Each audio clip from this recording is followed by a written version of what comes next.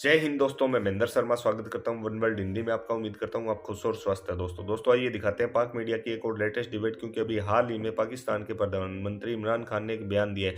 और वो इमरान खान ने बयान ये दिया है कि हम कब तक आईएमएफ के पास जाते रहेंगे और कब हमारी एफएटीएफ की जो लिस्ट है, ग्रे लिस्ट में है, हम वो कैसे सुधरेगी। तो कहीं ना कहीं अब इमरान खान को भी डर लगने लग गया है अपनी सत्ता खोने का और अपने पूरे विश्व पटल पे बेइज्जती करवाने का।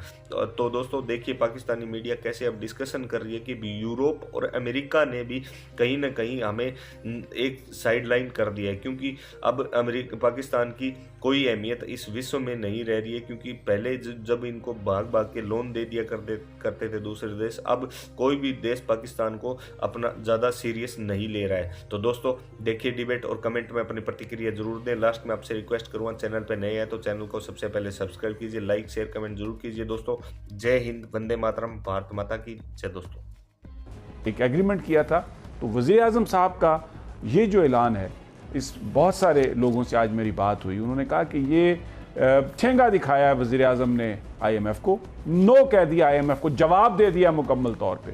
और इसी तरह ये जो फेटफ की ब्लैक मेलिंग है, उसके आगे भी वज़ीर आज़म ने झुकने से इनकार कर दिया। और ये इतना एतमाद वज़ीर आज़म साहब को रशिया के दौरे के बाद आया। वहाँ पर सदर पुतिन से 3 घंटे से ज़्यादा जो उनकी मुलाकात हुई, उसमें बहुत सारी चीज़ों पर इत्तफाक हुआ। तकरीबन 45 मिनट जो मुलाकात थी वो 1-on-1 थी पुतिन के साथ। और उसके बाद आके वज़ीर आज़म साहब ने आर्मी चीफ से भी मुलाकात की और भी जो DGI से भी उन्होंने मुलाकात की। तमाम जो दौरा था उस पर उनको ब्रीफ़ किया और दूसरे दिन खिताब करके IMF को उन्होंने झंडी दिखा दी और पाकिस्तान के अवाम की मुश्किलात को सामने रखते हुए इंतहाई बड़े ऐलानात किए। वज़ीर आज़म इमरान खान बात है, it was a working visit, बहुत मुश्किल हालात में हुआ। बहुत लोग कहते हैं पोस्टपोन करना चाहिए था, मैं समझता हूँ चलिए ठीक किया। यूक्रेन के हवाले से आ रही है सिचुएशन, इसको फैटअप के साथ जोड़िए। सारी दुनिया से प्रेशर आ रहा है कि हम भी इसको कंडेम करें, उर्दू में भी अंग्रेजी में भी, जो कुछ रूस से किया नहीं, लेकिन दुनिया ने हमें दिया क्या है शाह साहब? प्रेशर आया ना अमेरिका की तरफ से, यूरोप की तरफ से, क्या दिया उन्होंने हमें? उन्होंने हमें दिया क्या है? डिस्क्रिमिनेशन दी है, हमें मुनाफिक का है, डू मोर की बात की है। और ये इस वक्त इस खित्ते में अगर चाइना और रशिया के साथ हम मिलते हैं, आपको जैसे ताइपे गैस पाइपलाइन काम शुरू हो गया, उज़्बेकिस्तान की तालिबान के वजीर खारजा से मुलाकात और वो रशिया चले गए उस सारी गैस के लिए। तो वो जिस तरीके से ये चीज़ें इस खित्ते में ताउन से आगे बढ़ेंगी, अमेरिका ने, यूरोप ने हमें दिया क्या सिवाय GSP+ के?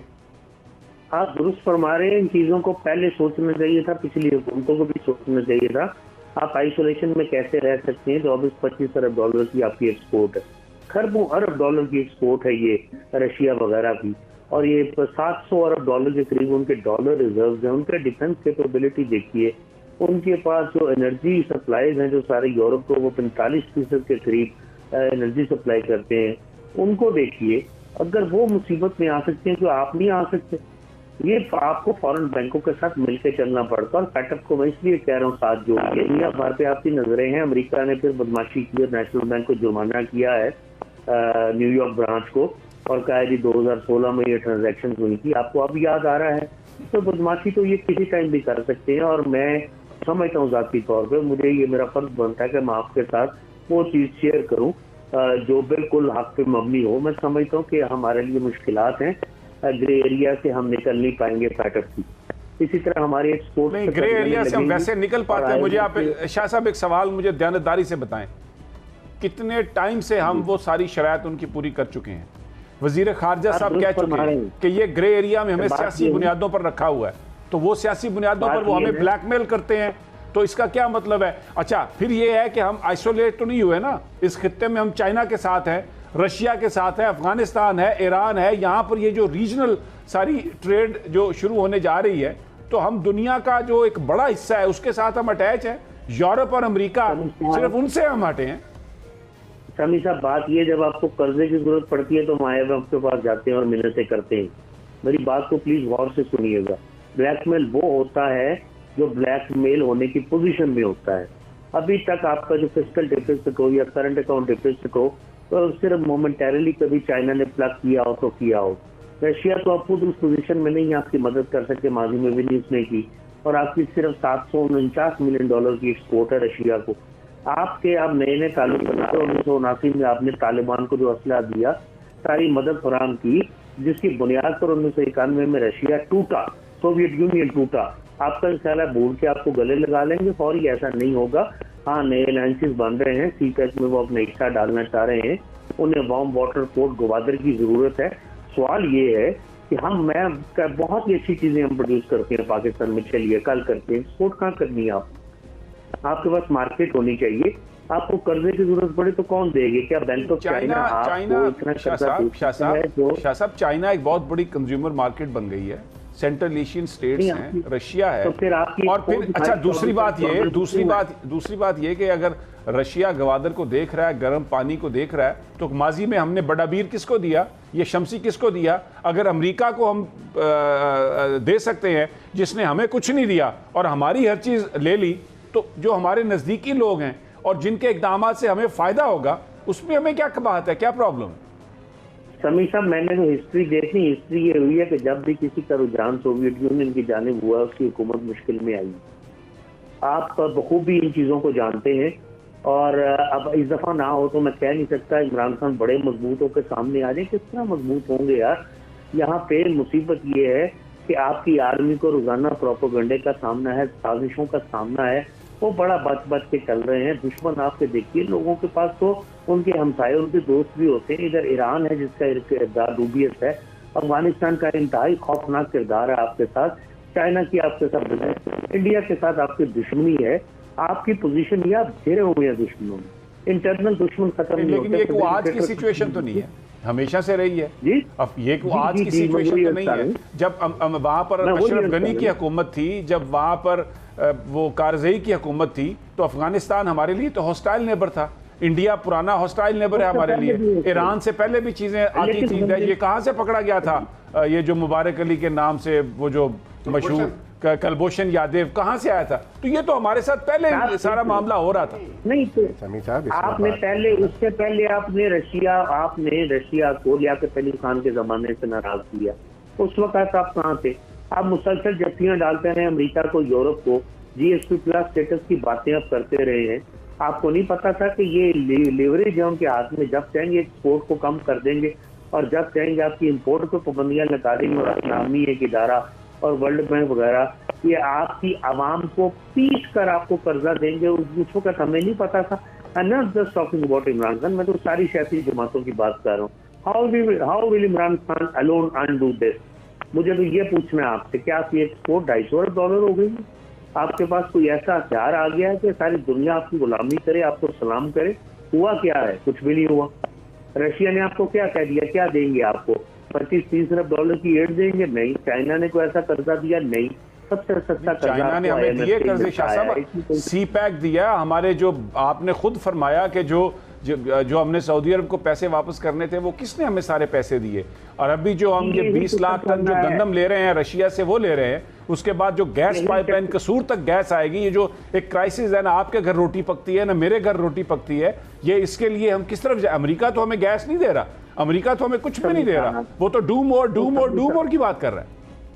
कमी साहब दी तो आपको पाकिस्तान स्टील मिल दी थी रशिया ने, आपको थर्मो बुद्धू पावर प्लांट भी दिया था, आपने उनका बेड़ागर्द कर दिया। आप तो बेड़ागर्द भी करते हैं ना चीजों का। और दूसरी बात है, इधर से $1 अरब माजी में जिन लोगों ने बेड़ागर्द किया, अभी वो फिर आ गए हैं सड़कों पे इस हुकूमत को हटाने के लिए। वो बेड़ागर्द इमरान ने तो नहीं किया ना, वो पीपल्स पार्टी, नून लीग और जो डिक्टेटर्स थे उनके जमाने में सब कुछ हुआ है। अभी तो ये हुकूमत, इमरान खान के पास हाल भी तो नहीं है, जो डिक्टेटरों की पैदावार है उनके घर भी जाना पड़ा है सलाम करने को। समी साहब ये भी तो देखिए ना, डिक्टेटर्स की जो पैदावार देखें, इलेक्टेड पार्टीज हैं और वो पार्लियामेंट में मौजूद है, वहां पर वो कोई डिक्टेटर्स की वजह से नहीं गए, इत्तेहादी हैं उनके और वो इलेक्टेड लोग हैं। वैसे तो सारे फिर पता नहीं कहां से पैदा हुए। तो माशाल्लाह की पैदावार है। किसकी पैदावार है शाह साहब? नहीं, किसकी पैदावार है? नवाज शरीफ भी तो, वो तो ब्रिगेड के आए, और जनरल जिलानी और जनरल जियाउल हक उनकी पैदावार। नवाज शरीफ का तो मैं रोना रो रहा हूँ, बेनजीर भुट्टो का रोना रो रहा हूँ, जरदारी का रोना रो रहा हूँ। इनकी भी तो मैं बात करूँ जिनके घर हम जा रहे हैं। सलाम करने के बाद बचत हो जाए किसी तरह हुकूमत की। इमरान खान के पल्ले भी तो कुछ नहीं है ना, मैं इमरान खान पे कितना बड़ा हामी बनूं, मेरे पास कुछ सोल्यूशन नहीं है, कोई सजेशन नहीं है मैं दे सकूं। आप इस इकोनॉमिक टर्मोइल से निकलेंगे कैसे और आगे जो हालात आ रहे हैं कहीं से आपने शुरुआत तो करनी है ना। अब शाह साहब शुरुआत तो करनी है ना, एक दिन में तो आप ऑब्जेक्टिव अचीव नहीं कर सकते। पहली दफा हम उस अमरीकी चुंगल से निकले। हो सकता है इमरान खान की हुकूमत ना रहे, जैसे आप फरमा रहे थे कि माजी में जो भी सोवियत यूनियन गया उसकी हुकूमत नहीं रही, लेकिन पहली दफा पाकिस्तान के लोगों को ये एहसास तो हुआ कि ये ऑप्शन ये भी है। लोग कोई बच्चे तो नहीं है, कोई बेवकूफ तो नहीं है, एक प्रेशर तो बिल्डअप होता है ना शाह जी। फिर जहाँ तक IMF की बात है, आपने शौकत अजीज के जमाने से 3 दफा नारा लगाया कि हमने कशकोल तोड़ दिया, फिर आपको वहीं जाना पड़ता है। इमरान खान भी कहते थे मैं नहीं जाऊंगा, खुदकुशी करूंगा, IMF के पास नहीं जाऊंगा, जाना पड़ता है। अर्ज किया है कि कर्जा सस्ता है, वो कर्जा सस्ता है।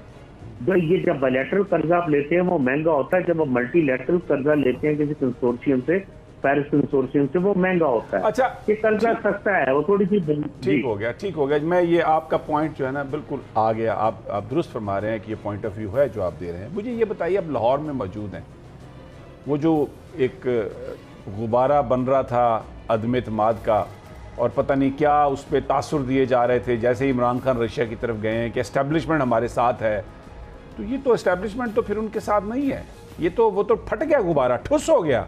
शाह साहब जी लॉन्ग ऐसे ही रहा है, समी साहब के एस्टेब्लिशमेंट इनके साथ नहीं है।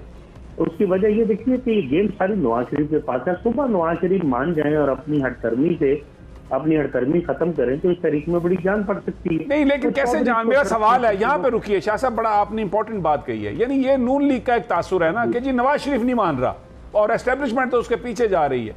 लेकिन एस्टेब्लिशमेंट तो कहती है, जब हम उनसे बात करते हैं वो कहते हैं ये तो हमें एक्सेप्टेबल ही नहीं है। तो ये मान भी जाए नवाज शरीफ तो कौन से कैसे उसमें तहरीक में जान पड़ जाएगी, मुझे ये बताइए। अगर मान जाए तो देखना होगा सिनेरियो को। मानने का मतलब है पहले परवेज इलाही को चीफ मिनिस्टर बनाए, बाद में उन पे परवेज इलाही साहब तो चीफ मिनिस्टर उनके साथ बनने के लिए तैयार ही नहीं है। शाह साहब, चौधरी साहबान कहते हैं हम इस घर से कितनी दफा डसे जा चुके हैं, हम इनके साथ नहीं करेंगे। उनके जो लोग हैं वो ये कहते हैं कि लानत ऐसी वजारत आला पर जो इनके जरिए हमें मिले, जहां इनके लिए हमें रोजाना उठना बैठना पड़े। वो तो ये कहते